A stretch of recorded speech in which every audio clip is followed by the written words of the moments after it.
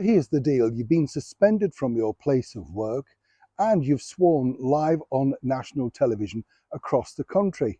So what better than the BBC to invite you on their premiere programme for the autumn series, Strictly Come Dancing? Exactly why have they invited this disgraced television newscaster? As ever, let me explain. The way I was just looking at a report recently about classic cars, and it was basically saying about your very first car and how you never forget it. Mine was a go-kart, so I have. But the thing is, I mean that genuinely, in fact. But we all like classic cars. I saw a thing also recently about corgi cars. Do you remember those that you were able to buy? They're bringing all the retro models back now, which I think is great, in fact, because it just evokes so many memories. But what was your very first car? You know, I'd love to know that, because as I say, you get these things now where you go around these rallies and you think, wow, and they're like antique pieces, and you look and think, I remember going in one of those, don't you? The Ford Cortina, do you remember that? And who remembers over here in the United Kingdom, the three-wheeler Robin? It was like a death trap, wasn't it? You know, you went round the corner and at any moment you could tip over. Why did we buy these things? Why did we think they were good? But maybe people will think the same thing of the electric scooter in years to come, when we're all just flying in the air with special shoes. That's what we're told anyway. Back as ever to your story of the day. Now, this particular gentleman, this one, yes, Krishnan Guru Murthy is the lead presenter on Channel 4. Now, last year he was disgraced outside 10 Downing Street when he was overheard referring, we won't reference it of course, to a government minister as this. You can see it in the headlines.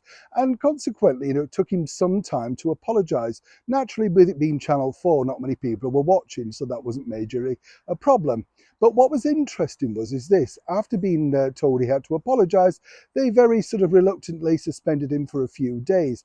This is the world we now live in, you know, complete lack of respect. Whether you like the current government in power or not, it's just about manners, isn't it? Civility. These are the people that are supposed to be bringing you the news with impartiality. Now, I've met Mr. Guru Murthy on a number of occasions, sometimes in the lift at Heart FM all those years ago.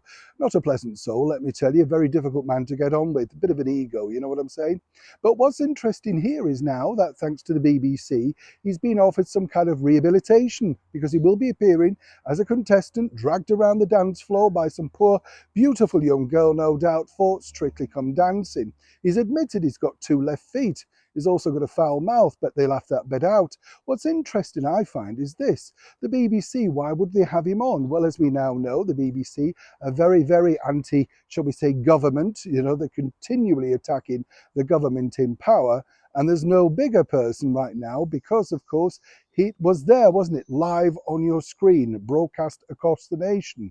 And obviously, this is a bit of a thing for them, you know. Now, what's interesting also about Strictly Come Dancing is this. All contestants have been told to keep political opinions away from their social media platforms for the duration of that said series. Won't be difficult, I should imagine, for Mr. Guru Murthy, because normally they bill these people as the comedy element, and the comedy element tends to get ruled out at around about week 3 or 4.